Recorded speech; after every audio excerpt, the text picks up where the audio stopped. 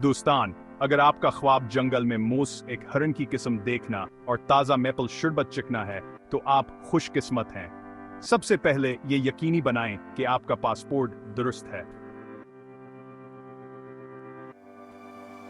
इसके बाद कनाडा के वीजे के लिए ऑनलाइन दरखास्त दें। ये इतना मुश्किल नहीं जितना आप सोचते हैं।